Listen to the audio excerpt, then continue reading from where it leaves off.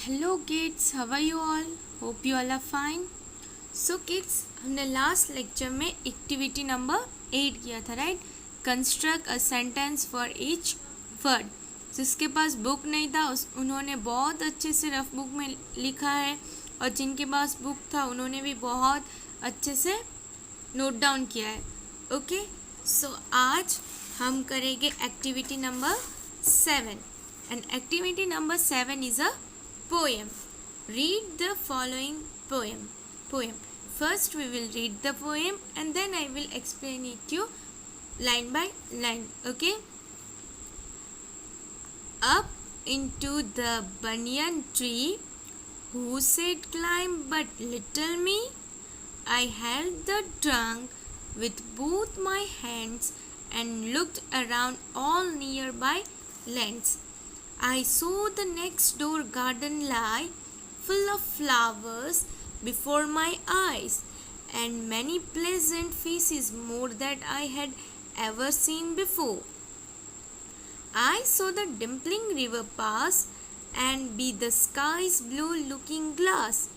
The dust roads go up and down with people tempting into the town. If I could find a higher tree, further and further I should see, to where the grown-up rivers sleep into the sea among the ships, to where the roads on either hand led onwards into fairyland, where all the children die at 5 and all the playthings come alive. सो ये एक poem है. Okay, सो इनके poet कौन है? R.L. Stevenson. कौन है इसका poem? R.L. Stevenson. Okay, चलो नाउ हम इसका एक्सप्लेनेशन देखते हैं. Up into the banyan tree, मतलब जो पोएट है वो बोल रहे कि ऊपर ऊपर बनियन ट्री में, who should climb but little me, कौन इतने बड़े बनियन ट्री में क्लाइम करता है, पर मैं इतना छोटा हूँ तो भी मैंने क्लाइम कर लिया. I held the trunk with both my hand, मैंने जो ट्रंक है वो दोनों हाथों से पकड़े थे. दोनों हाथों से मैंने जो ट्रंक था वो पकड़ा था. And looked around all near by lands, और मैं ऊपर से सब आस पास की जो जगह थी उसे मैं देख रहा था. ट्रंक मतलब वो जो मोटी मोटी झाड़ की डाली होती है ना, जो ट्रीज का मोटा मोटा जो डाली होती है उसे हम ट्रंक कहते हैं. सो उस ट्रंक को चढ़कर, उस ट्रंक को पकड़कर जो पोएट है वो बनियन ट्री में चढ़े, और फिर वो ट्रंक ही पकड़कर वो पूरे आसपास की जगह को देख रहे थे. I saw the next door garden lie, और मैंने देखा कि एक गार्डन भी है, full of flower before my eyes, और मैंने सामने क्या देखा? वो गार्डन में कितने सारे फ्लावर्स हैं. And many pleasant faces more that I have ever seen. Pleasant faces मतलब बहुत सारे, उधर बच्चे हो गए या तो फ्लावर, हाँ बहुत सारे फ्लावर्स हैं जो पोएट ने देखा था. फिर आई सो द डिम्पलिंग रिवर पास, और फिर मैंने एक रिवर भी देखा. And be the sky blue looking grass, और फिर ये ब्लू जो स्काई है वो जैसे कि ग्रास को घूर रहा था, ऐसा लग रहा था.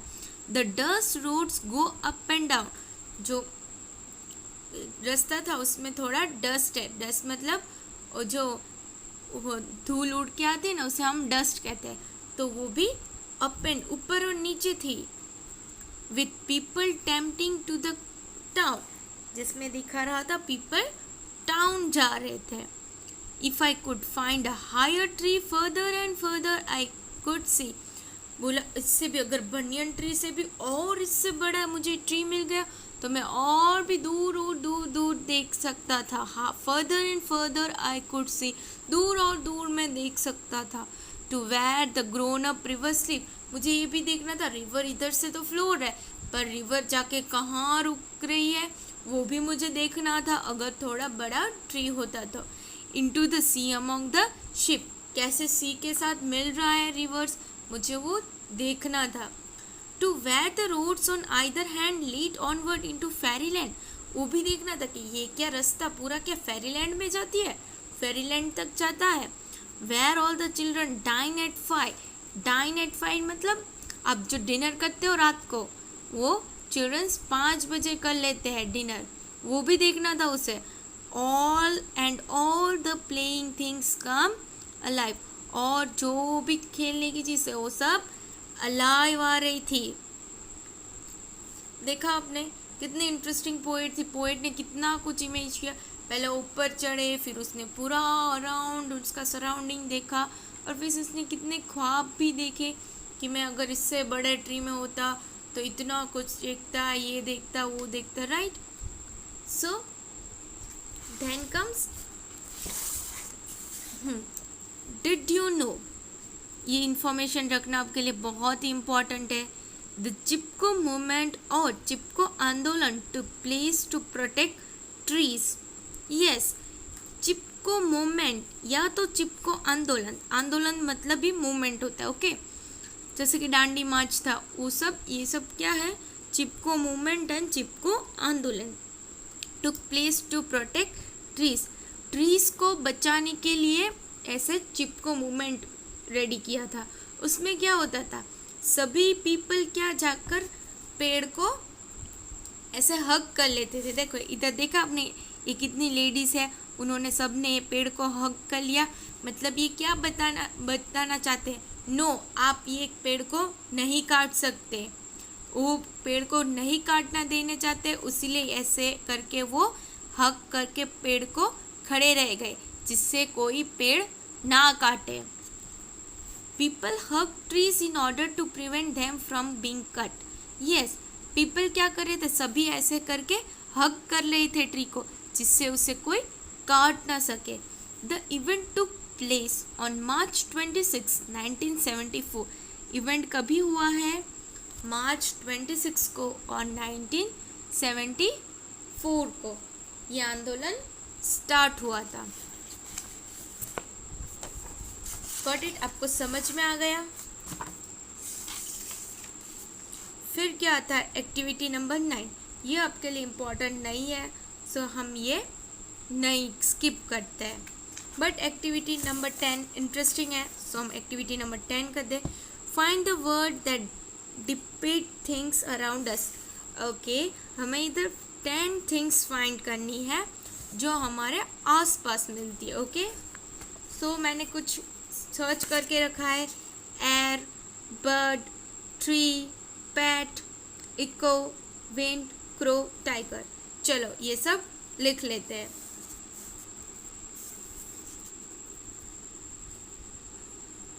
एयर, बर्ड,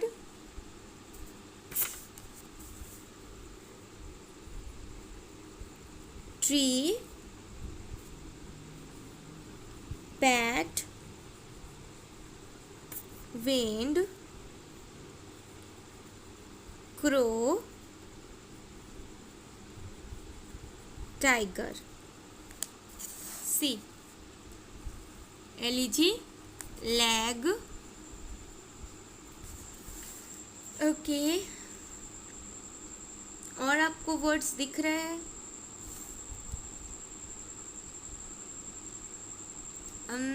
मुझे तो नहीं दिख रहा है, बट कोई बात नहीं, हमने 8 वर्ड्स सर्च किए। नाउ 2 आपको सर्च करने, ओके। अगर आपको मिले तो well and good, otherwise it's not compulsory to do, okay.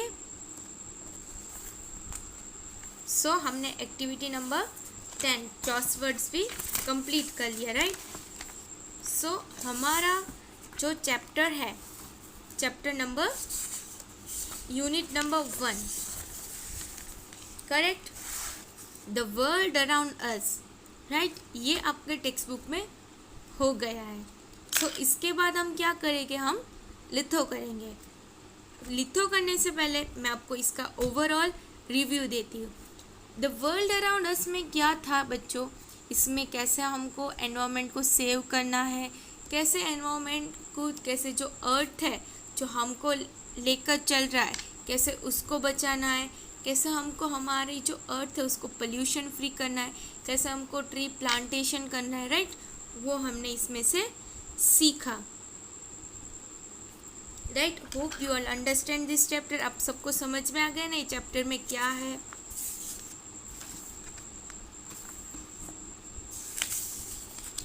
सी कैसे हमने ये भी देखा था। और कुछ दिन पहले ही आपका एनवायरनमेंट डे सेलिब्रेशन गया, कंपटीशन था ना, आपने बहुत अच्छे सबने पिक्चर्स ड्रॉ किए थे एनवायरनमेंट रिलेटेड, राइट। सो अभी हमारा ये टेक्स्ट बुक का पोर्शन ख़त्म हो गया। सो अब हम लिथो में करेंगे। आपको लिथो सबको मिल गई है, okay. So litho the world around us first chapter हम करेंगे, ओके। उसमें the world around us, let us read it. Long long ago the earth was green and clean. बहुत बहुत साल पहले की बात है जब अर्थ ग्रीन और क्लीन हुआ करता था। It proudly carried and nurtured a number of trees. वो प्राउडली, एकदम घमंड से, प्राउड से वो अपना जो नंबर ऑफ ट्रीज मतलब बहुत सारे ट्रीज को वो नर्चर करता था। But after some time someone invented machines to make life comfortable. The machine were used and liked by many. पर थोड़ा थोड़ा जैसे समय गया वैसे ही मशीन इन्वेंट होना चालू कर दिया। और मशीन ने क्या किया, हमारी लाइफ को और भी ज़्यादा कंफर्टेबल बना दिया। और जो कंफर्टेबल, देखो कोई भी चीज़ से अगर हमको कंफर्टेबल मिलता है तो क्यों ना हम पसंद करेंगे, लाइक ऐसे ही सबको पसंद आने लगी। Then question number 1, right, true or false?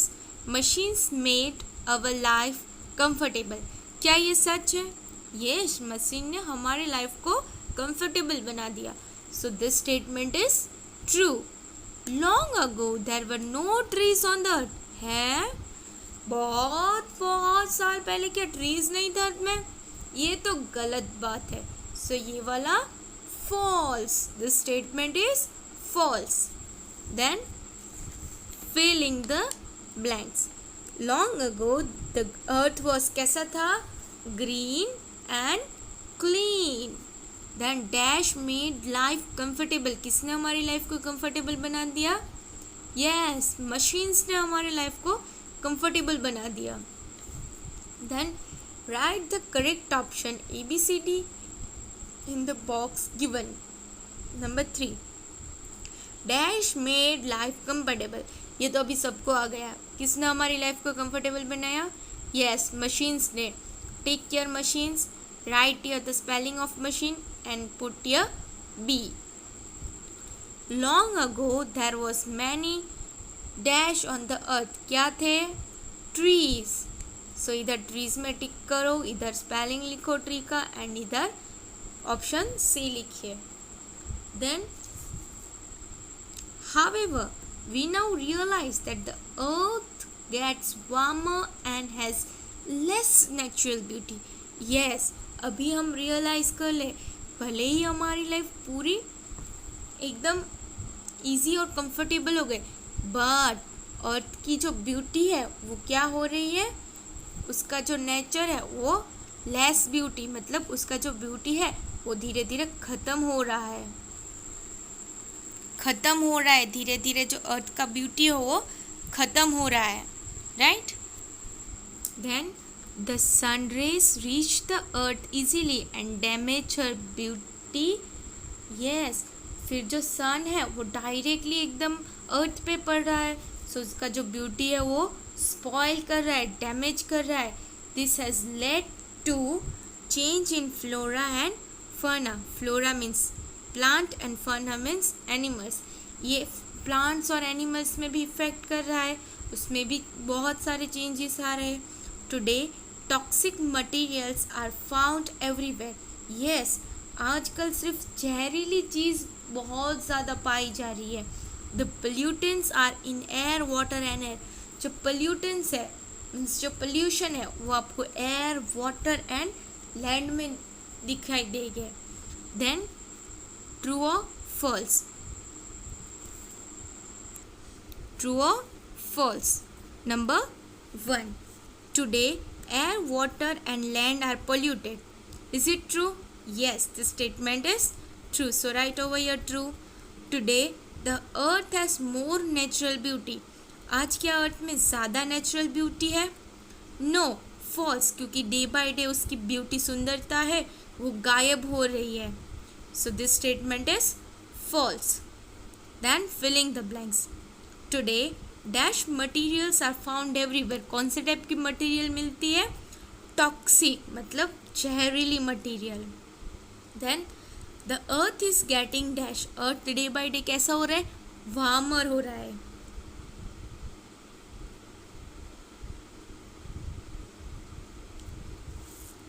Then question number 7. Give the meaning of following words. आपको मीनिंग लिखा है. फ्लोरा मतलब प्लांट, fauna मतलब animal. Then write the correct option ABCD in the box given. Number 8. The earth is getting. क्या हो रहा है day by day? Earth warmer. Warmer में टिक करो, इधर स्पेलिंग लिखो और इधर ऑप्शन सी लिखिए. Then number 9. The sunrays damage the beauty of the earth.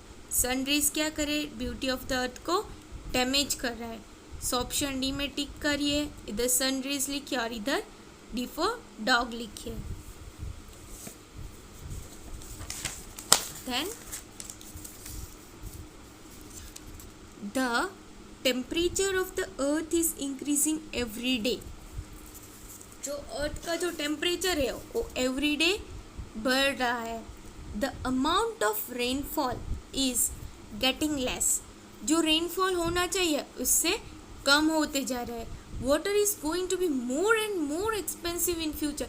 Yes obviously ना, मोर एंड मोर एक्सपेंसिव तो होने ही वाला है फ्यूचर में. क्योंकि अभी के बच्चे हैं, अभी के जनरेशन है, वो आप वाटर कैसे यूज़ करते हो? अब जब ब्रश करने जाते हो टैप तो चालू ही रहता है और आप ब्रश किए ही जाते हो. जब तक आपका ब्रश चलता है तब तक आपका नल भी चलता है. और सेम विथ नहाने जाते हो तब भी ऐसा करते हो.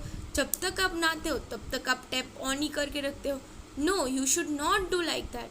या तो आप जब स्कूल, अभी तो स्कूल नहीं जाते हो, बाकी वरना स्कूल जाते थे कैसा करते थे? जितना पानी आपको पीना है पीते और बाकी का पानी क्या करते? फेंक देते थे. No, you have to save water. आपको वाटर सेव करना चाहिए अभी से ही, वरना आगे अपकमिंग ईयर्स में, आज से मे भी अभी नहीं बट आज से 50-60 साल बाद आपको मे बी वो जो वाटर है वो बहुत महंगा मिलेगा. आपको अभी जो फ्री का वाटर मिला है तब आपको पैसा देने पड़ेंगे वाटर के लिए. आप ऐसा चाहते हो, आप पैसा देना चाहते हो, पैसे देकर वाटर खरीदना चाहते हो तो आप नल खुला रखना, तो आप इधर उधर पानी फेंकना नहीं चाहते ना कोई पैसे देकर खरीदने. तो आज से ही सब ध्यान रखेंगे, ओके, और वाटर सेव करेंगे. The increase in temperature kills many life forms. Yes, जैसे जैसे टेम्परेचर बढ़ रहा है वैसे ही जो लाइफ है वो लेस हो रही है, उसे मार डालते हैं. छोटे छोटे जो कीड़े मकोड़े उनको गर्म लगता है तो क्या होता है? मर जाता है. Many animals and birds are getting extinct. बहुत सारे बर्ड्स और एनिमल सब एक्सटीन हो रहे हैं. एक्सटीन मतलब खत्म हो रहे हैं. Then question number 10. Right true और false. Number 1. We have more rainfall now. क्या अभी मोर रेनफॉल है? No, not at all. So this statement is false. Rainfall के लिए आप क्या करोगे? Yes, more and more tree plant करोगे. Water will be expensive in future. क्या लगता है आपको?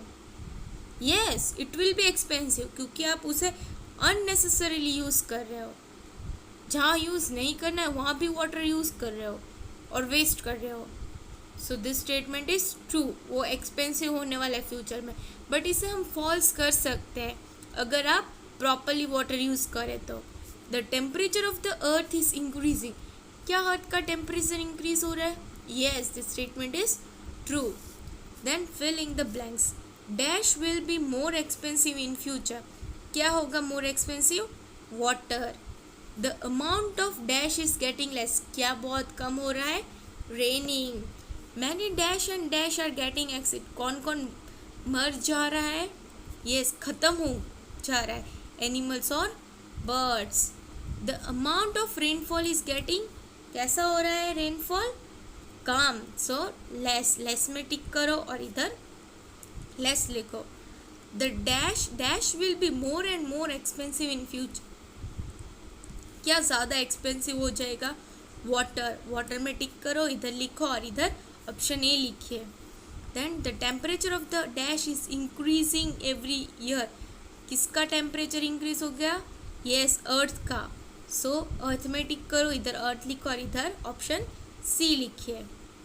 ओके, सो बच्चों आज हम इधर तक ही रखते हैं। आज के आपके होमवर्क में आपको क्या करना है? आज का आपका होमवर्क में आपको लिथो में क्वेश्चन नंबर 1, उसमें 1 2 3 4 5 6 7 8 9 10 11 12 13 14 तक और 15 तक आपको कंप्लीट करना है। Okay, so bye bye and have a good day.